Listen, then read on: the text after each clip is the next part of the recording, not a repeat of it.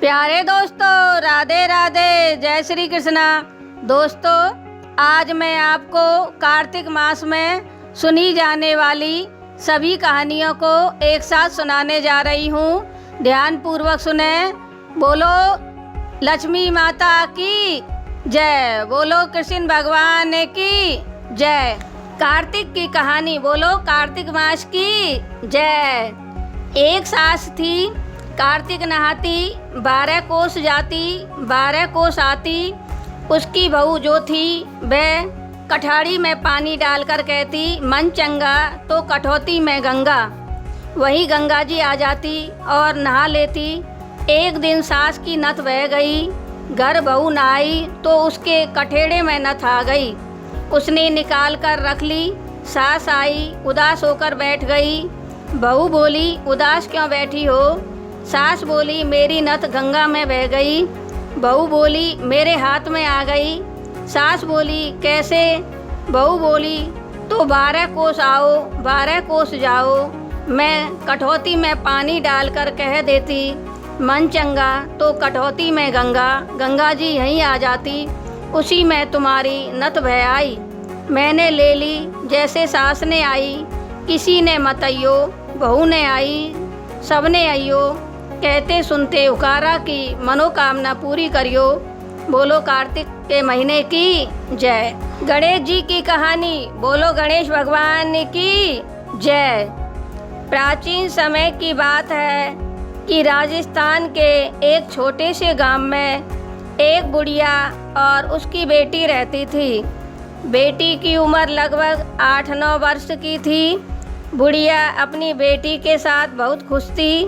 एक दिन की बात है कि बेटी भागी भागी अपनी माँ के पास आई और कहने लगी, माँ, हमारे गांव के पास जो गणेश भगवान का मेला लगता है, मुझे उसमें जाना है। पड़ोस के सभी बच्चे और औरत मेले देखने जा रहे हैं, मुझे भी उनके साथ मेले में जाना है।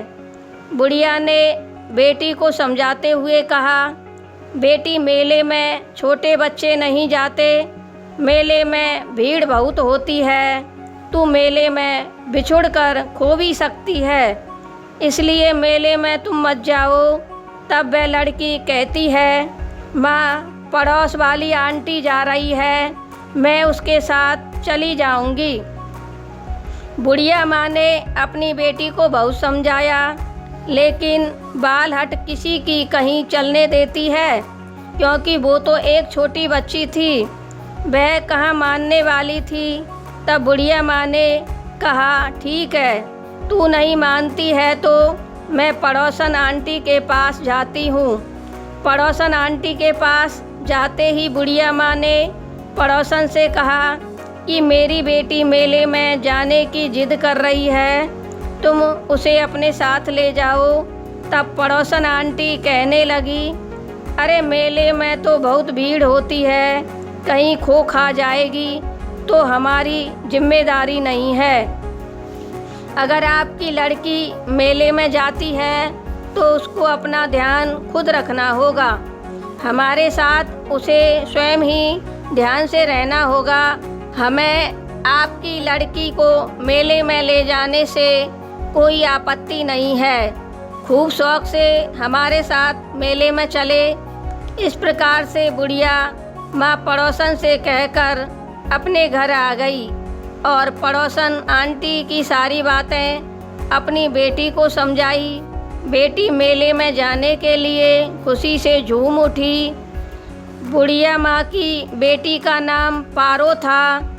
पारो पड़ोसन आंटी के साथ मेले में जाने के लिए खुश हो गई। पड़ोसन आंटी ने पारो से कहा कि ठीक है, हम कल सुबह मेले देखने के लिए चलेंगे। दोस्तों, पारो को मेले में जाने की खुशी के कारण और बुढ़िया माँ को पारो की चिंता के कारण पूरी रात भर नींद नहीं आई। माँ की चिंता थी कि कहीं मेरी बेटी मेले में पड़ोसनों से बिछुड़ ना जाए तो यह मेले में खो जाएगी। अब यह एक नादान बच्ची ही तो है और पारो को मेले में जाने की खुशी के कारण नींद नहीं आ रही थी। मेले में वह तरह तरह के खिलौने देखेगी, तरह तरह के झूले देखेगी, तरह तरह के सपनों को देखने लगी। इन्हीं कारणों से दोनों माँ बेटियों को पूरी रात भर नींद नहीं आई। अब बुढ़िया माँ सवेरे जल्दी उठी और अपनी लड़की के खाने के 4 चूरमा के लड्डू बनाए, जिनमें 2 लड्डू गणेश भगवान के मंदिर में भोग लगाने के लिए तो 2 लड्डू उसको खाने के लिए रखे। अब पारो ने 4 चूरमा के लड्डुओं को लिया और पड़ोसन आंटी के साथ मेला देखने निकल गई। काफ़ी दूर चलने के बाद मेला आना शुरू हो गया। पारो मेले के दृश्य को देखकर उसमें खो गई। कहीं बड़े झूले नज़र आ रहे थे तो कहीं बड़े बड़े गुब्बारे नज़र आ रहे थे।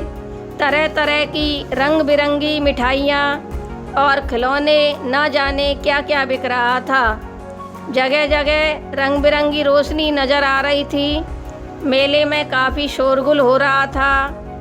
पड़ोसन आंटी के बच्चे बार बार मेले में कुछ खा पी रहे थे और खिलौने खरीद रहे थे, लेकिन बेचारी पारो सबको चुपचाप खड़ी होकर देख रही थी। जब उसे भूख सताती तो वह अपने चूरमा के लड्डुओं को देख लेती और सोचती कि नहीं नहीं, पहले मैं गणेश जी का भोग लगाऊंगी, पहले मैं गणेश जी को खिलाऊंगी, बाद में मैं खाऊंगी। बार बार खिलौने और चीज़ों को मेले में देखती देखती पड़ोसन आंटी से पीछे रह जाती। तुरंत ही भागकर पड़ोसन आंटी के ग्रुप में मिल जाती और पड़ोसन आंटी के पल्लू को पकड़ लेती। इस तरह से वो मंदिर के पास जा पहुंची। मेले में मंदिर के दर्शन के लिए बहुत लंबी कतार लगी हुई थी। वे सभी भी उसी कतार में जा लगे और सभी भक्त अपनी अपनी बारी का इंतज़ार करने लगे। अपनी बारी आने पर सभी भक्त गणेश भगवान को वस्त्र, आभूषण, मिठाई के डब्बे पंडित जी को भेंट कर रहे थे। पंडित जी उनकी भेंट को स्वीकार करके उनके माथे पर तिलक और हाथ में कलावा बांधकर आशीर्वाद प्रदान कर रहे थे। अपनी बारी आने पर बेचारी पारो ने भी गणेश भगवान के भोग के लिए अपना हाथ बढ़ाया ताकि उसके भी चूरमा के लड्डू गणेश भगवान तक पहुंच जाएं। लेकिन पंडित जी ने चूरमा के लड्डुओं को देखकर उसकी तरफ कोई ध्यान नहीं दिया। सभी भक्त अपनी अपनी बारी पर गणेश भगवान का भोग लगाकर बाहर निकल आए, पर बेचारी नन्ही सी प्यारी सी पारो वहीं खड़ी रही। मंदिर के पंडित जी ने उसकी तरफ कोई ध्यान नहीं दिया। अंत में धीरे धीरे शाम होने को आ गई। अंत में कुछ भक्त ही बचे थे, उन्होंने भी भोग लगा दिया, लेकिन छोटी सी पारो की तरफ किसी ने भी ध्यान नहीं दिया। सभी भक्त मंदिर से बाहर आ पहुँचे थे। मंदिर में पंडित जी और पारो ही शेष रह गए थे। पंडित जी ने पारो से कहा, तुम कैसे रह गई? इन चूरमा के लड्डुओं का भोग नहीं लगता। और डांटते हुए कहा, चल भाग यहाँ से। और पारो को हाथ पकड़कर मंदिर से बाहर निकाल दिया तथा मंदिर के पट बंद कर पुजारी अपने घर को चला गया। बेचारी पारो खूब रोई और जाकर मंदिर परिसर की एकांत की जगह में बैठ गई। गांव के सभी लोग और पड़ोसन आंटी सभी मेला देखकर अपने अपने घर को लौट गई, किंतु पारो उसी मंदिर में गणेश भगवान का भोग लगाने के लिए बैठी रही। पारो की माँ को बहुत चिंता सताने लगी। उसने पड़ोसन आंटी के घर जाकर पूछा कि मेरी पारो घर नहीं आई है, मेरी पारो कहाँ है? तो पड़ोसन आंटी ने कहा कि तुम्हारी पारो मंदिर दर्शन तक तो हमारे साथ थी, उसके बाद का हमें पता नहीं कहाँ गई, कहाँ रुक गई। अब बेचारी पारो की माँ रात भर रोती रही और सोचने लगी। पता नहीं पारो कहाँ होगी और किस हाल में होगी, जीवित भी है या मर गई, किंतु इस बात का उसके पास कोई उत्तर नहीं था। उधर मंदिर परिसर में बेचारी पारो गणेश भगवान को कोस रही थी, कह रही थी, हे गणेश भगवान, तुम तो बहुत बुरे हो और भक्तों के भाव को, मिठाइयों को तुम झट से चटपट कर गए, खा गए, लेकिन मेरे चूरमा के लड्डू तुम्हें रास नहीं आए और कहा कि मेरे चूरमा के लड्डुओं का यदि आज तुमने भोग नहीं लिया तो मैं फिर कभी तुम्हारे इस मंदिर पर दर्शन करने नहीं आऊँगी। उसके सच्चे मन से निकली पुकार को गणेश भगवान ने सुन लिया और बैकुंठ में बैठे बैठे पारो को देख रहे थे।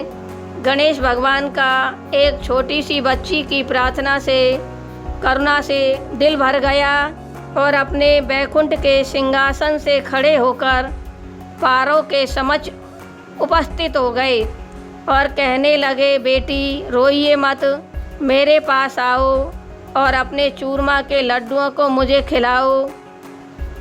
पारो पहले तो बहुत डर गई, फिर धीरे से बोली, नहीं आऊँगी मैं तुम्हारे पास, तुम भी मुझे पंडित जी की तरह डांट देंगे।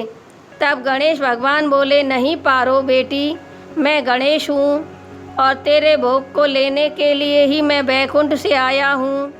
तब पारो बोली कि तुम अगर गणेश हो तो फिर अपने मंदिर के उसी स्थान पर जाकर बैठो जहाँ आप हमेशा विराजमान रहते हैं। देखते ही देखते मंदिर के सभी पट खुल गए और गणेश भगवान अपने उसी स्थान पर जाकर विराजमान हो गए।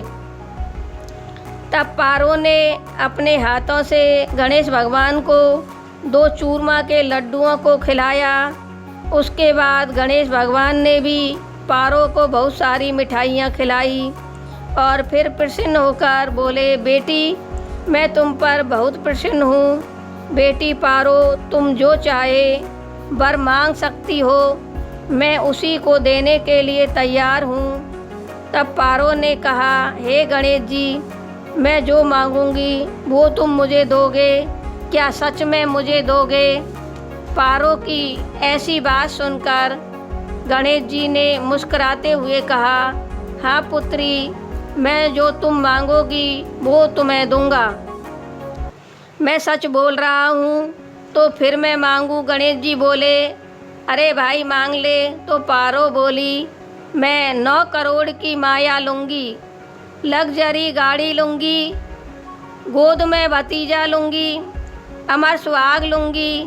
गणेश जी पारो की मांग को सुनकर आश्चर्य में पड़ गए। इतनी छोटी सी लड़की और तूने सब कुछ मांग लिया। तूने तो बेटी 2 चूरमा के लड्डुओं में मुझे ठग लिया। और गणेश भगवान हंसते हुए कहने लगे, ठीक है बेटी, ऐसा ही होगा, जो तुमने मांगा है वह तुम्हें मिलेगा। और थोड़ी देर बाद ही गणेश भगवान वहाँ से अंतर्ध्यान हो गए। अब तो पारो के पास एक बैठने के लिए एक लग्जरी कार आकर खड़ी हो गई, जिसमें 9 करोड़ के हीरे जवाहरात थे। भाई और भाभी के साथ भतीजा भी गाड़ी में आ गए और जब भी पारो शादी करेगी तब उसे अमर सुहाग भी मिल जाएगा। तभी गाड़ी से पारो के भाई ने पुकारा, चलो पारो, माँ हमारा इंतज़ार कर रही होगी। पारो कहने लगी, अरे भाई तुम कौन हो? तब वह बोला, अरे प्यारी बहना, हम तेरे भाई और भाभी हैं। पारो उन्हें देखकर बहुत खुश हुई। पारो अपने भाई और भाभी की गोद में बैठकर भतीजा को लेकर बैठ गई।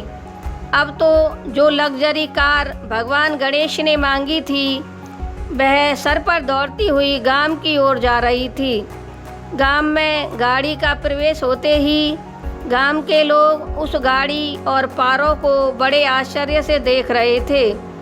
धीरे धीरे यह खबर पारो की माँ तक पहुंची। गांव वालों ने पारो की माँ को बताया कि तुम्हारी पारो और तुम्हारे बेटा बहू गाड़ी में बैठकर आ रहे हैं। बेचारी माँ गांव वालों से कहने लगी, भाई एक तो मेले में मेरी बेटी खो गई और ऊपर से तुम लोगों को हंसी मजाक सूझ रही है। कम से कम मेरा उपहास तो मत उड़ाओ। एक तो मेरे को भगवान ने ही इतने दुख दे रखे हैं, इसके बाद तुम और मुझे दुखी कर रहे हो। ले देकर एक ही बेटी ही मेरा सहारा थी, वो भी पता नहीं कहाँ चली गई। वो अब जिंदा भी है या नहीं कोई पता नहीं। ऐसा गांव वालों से कहकर बुढ़िया माँ रोने लगी और विलाप करने लगी। तभी पारो गाड़ी में से बैठी अपने घर पर पहुंच गई और बाहर से ही अपनी माँ को आवाज़ लगाने लगी। तब माँ ने पारो की आवाज़ सुनी तो सोचने लगी, यह तो मेरी पारो ही की आवाज़ है। पारो की माँ पारो की आवाज़ को पहचान गई। पारो अपनी माँ की उन बातों को भी सुन रही थी जो वह गांव वालों से कह रही थी। तब पारो ने कहा, माँ गांव वाले आपसे कोई मजाक नहीं कर रहे थे।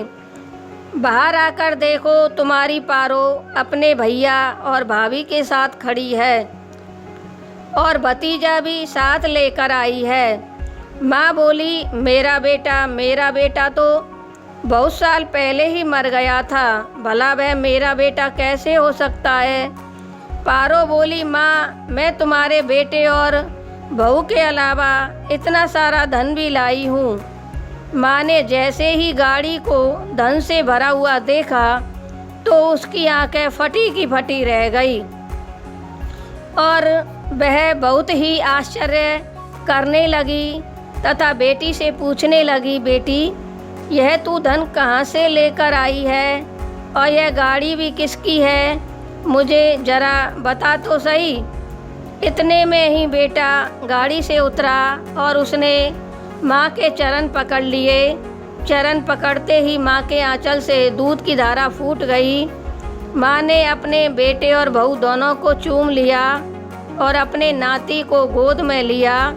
नाती को गोद में लेते ही माँ की खुशी का ठिकाना नहीं रहा। माँ पारो से कहने लगी, बेटी पारो तुम किसे लूट लाई हो। पारो कहने लगी, माँ मैंने किसी को नहीं लूटा, आपको तो कभी भगवान पर विश्वास ही नहीं होता था। यह उसी भगवान की कृपा है माँ, यह सब मुझे गणेश भगवान ने दिया है। पारो की माँ कहने लगी, मुझे तो विश्वास ही नहीं होता, भला गणेश भगवान तुम्हें क्यों देने लगे। ऐसा तूने क्या किया जो इतना सारा धन, गाड़ी, भाई, भौजाई और भतीजा तुम्हें दिया। तब पारो ने अपने साथ बीती सारी घटना अपनी माँ को बताई। कहने लगी, माँ जो तूने चूरमा के लड्डू गणेश भगवान के भोग को दिए थे, वो चूरमा के लड्डू मंदिर के पुजारी ने नहीं लिए। अन्य भक्तों के मावे के लड्डुओं का भोग पुजारी लगाता रहा और मेरा हाथ पकड़कर पंडित ने मुझे मंदिर से बाहर खड़ा कर दिया। तब मैं गणेश भगवान से शिकायत करने लगी कि आप तो भगवान हो, बड़े हो, आप मेरे चूरमा के लड्डुओं को क्यों खाओगे। आप तो उन भक्तों के माल खाओगे जो आपको मेवे और खोवा के लड्डुओं का भोग लगा रहे हैं। इस गरीब बच्ची के भोग को क्यों स्वीकार करने लगे। इसके बाद मैं रोने लग गई। मुझे भूखी और प्यासी को रोते देख गणेश जी मेरे सामने प्रकट हो गए और उन्होंने मंदिर में बैठकर मेरे 2 चूरमा के लड्डुओं को खाया और तरह तरह की मिठाइयों को मुझे भरपेट खिलाया। उसके बाद गणेश भगवान ने मुझसे कहा, मैं बेटी तेरी मासूम भक्ति से प्रसन्न हूँ, जो तू मुझसे मांगोगी वही मैं तुझे दूंगा, जो मांगना है वो मांग ले। तब माँ भाई याद आया तो मैंने गणेश भगवान से भतीजा मांग लिया, जिससे मुझे भाई भौजाई और भतीजा मिल गया। गरीबी हालत देखकर मैंने धन मांग लिया। सब कुछ मुझे गणेश भगवान ने दिया। माँ, मेरे भैया और भाभी आपके बुढ़ापे में खूब सेवा किया करेंगे और अब हम गरीब भी नहीं रहेंगे और ना ही हमें भूखा रहना पड़ेगा। अपनी नन्ही सी पारो की बातें सुनकर माँ बहुत ही खुश हुई और कहने लगी, माँ, मैंने मेरे लिए अमर सुहाग भी मांग लिया। यह सुनकर तो पारो की माँ बहुत ही हंसी और अत्यधिक खुश हुई। पारो की ऐसी चतुराई पर माँ की खुशी का ठिकाना नहीं रहा।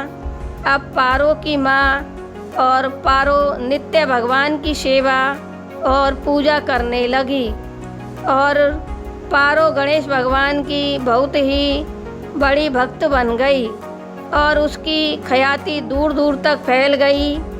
अब वह कार्तिक स्नान करती, बैसाख स्नान करती, तुलसी माता की पूजा करती, पीपल और पतवारी का पूजन करती और भी जो नित्य नियम के कर्म होते उन सभी को करती।